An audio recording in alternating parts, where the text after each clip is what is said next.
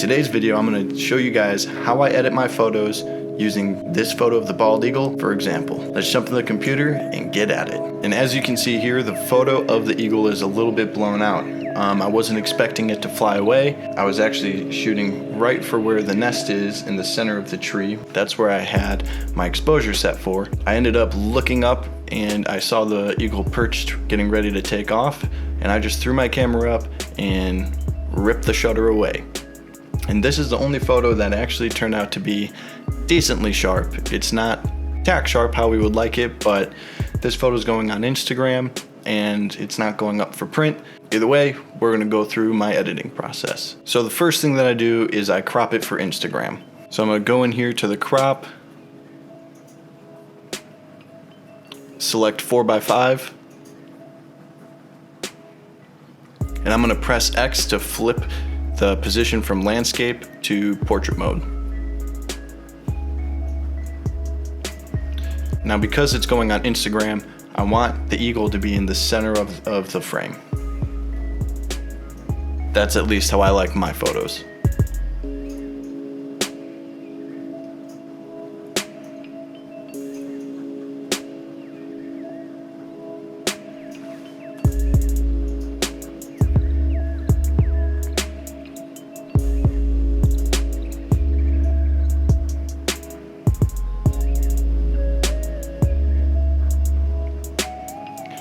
Now for me, I'm not gonna have the head perfectly aligned. I want the wings, the space on the wings, to be as equal distance apart from the edge of the photo as one another. And that looks pretty good there. Now the first thing that I do is I drop down the highlights and I drop down the whites.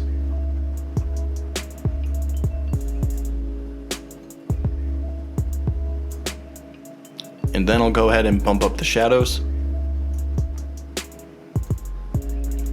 Because this photo is already exposed to a high degree, I'm not gonna bump them up like I normally do, which is usually around 80 to 90.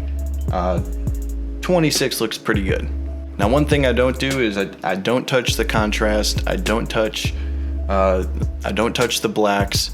I use those in the curves tool here. Texture, clarity, and dehaze I leave alone, as well as vibrance and saturation. I play around with those more in Photoshop so I can dial it in even more.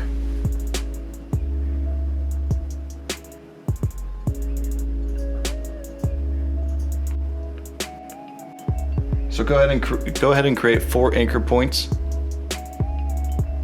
Anchor point 1, we're going to put it right around 20 because we want to flatten out the blacks. Then we want to bring some more contrast in with the second pinpoint. So right around 23 looks good.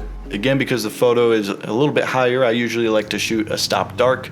This was about a stop to overexposed. So I'm gonna bring everything down a lot. And you can see we're gonna leave our middle, or our highlight pinpoint, we're gonna leave that right on the bar. We don't wanna bring that up anymore. Now the color here, this is where you can really customize the photo to make your own style. Now I like more muted colors. I like to make certain colors stand out, but I don't like really vibrant greens. I like to leave the photo looking as natural as possible while still adding my own post-processing creation to it. Now I still play around with the sliders, so for each slider I'm going to go through and bring it all the way up, and I'm going to bring it all the way down. For the saturation level and the luminance level, a lot of the luminance, this is probably one of my favorite tools here because you can really adjust how bright or dark a specific color is.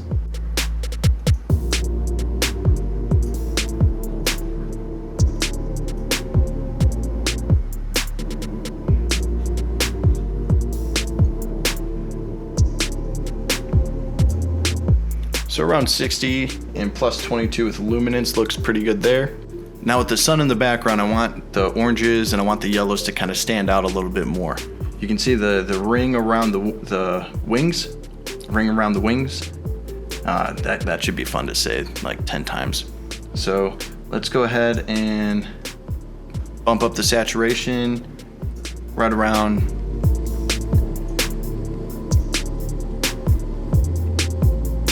30 looks good.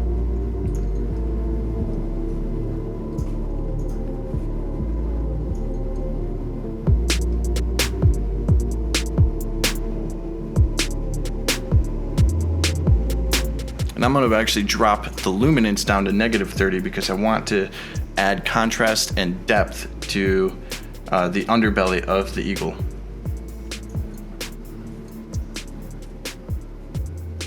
Now you can see yellows is really where we get a lot of our color. So we're going to bring the yellows up. About 40 looks good.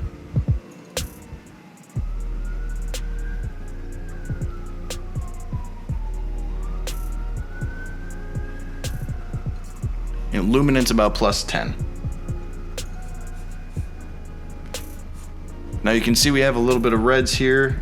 I don't want the reds, so I'm going to drop the reds to -40.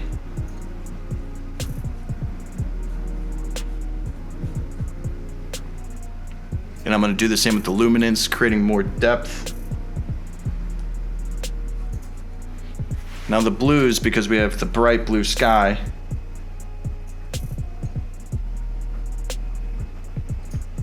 I'm going to drop the luminance with the blues.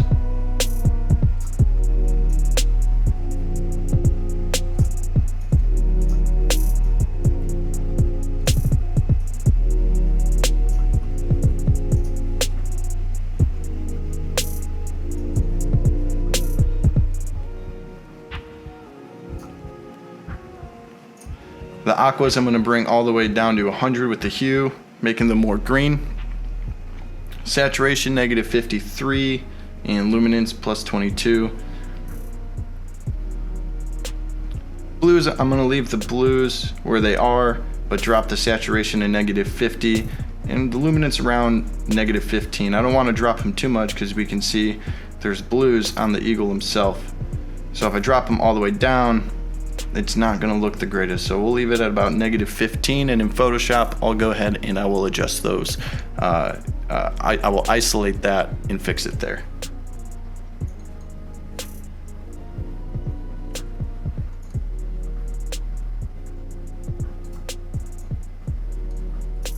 Purples and magentas I'm going to get rid of almost entirely.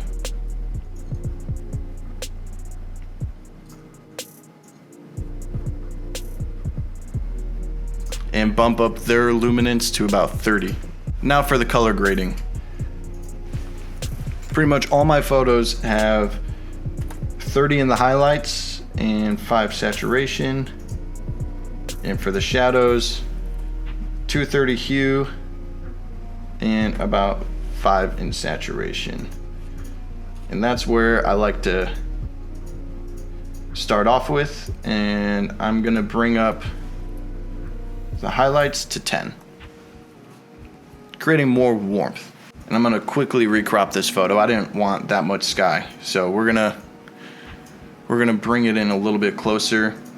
All right, that's it for color, and that's it for color grading. Now if you hold Alt on your keyboard and drag out mask, it'll show you what it's sharpening. So we want to mask out everything that doesn't need to be sharpened. So I'm going to bring that all the way out to 100. Get rid of as much noise as possible. And we'll bring our radius up to 3.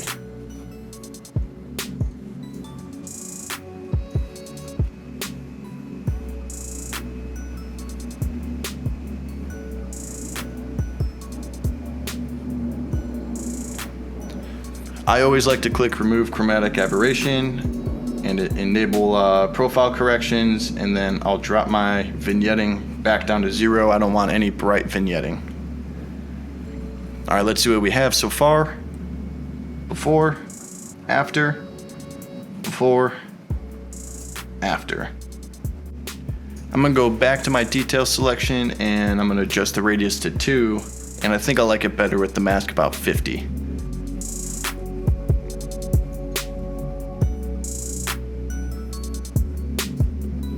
And we'll do 74.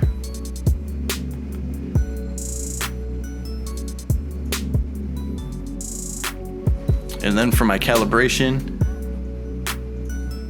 I like to bump the blue primary up to 100.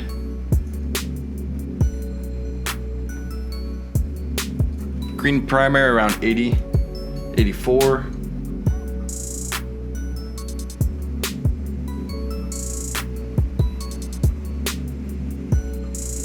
And the red primary, 16 looks good.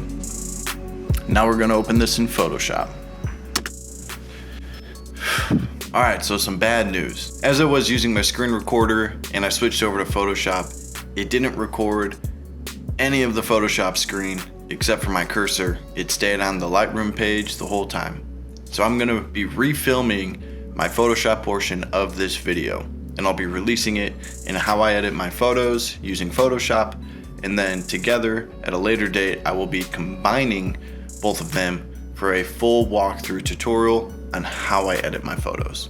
So unfortunately that's it for this video. If you found this video helpful, please give it a like. If you like content like this and you want to know when that Photoshop version and the full version drops on this page, be sure to subscribe. And for more information, the gear that I use and where you can find me on social media, be sure to check out the description below, as all that information is in there. And I'll see you guys in the next one.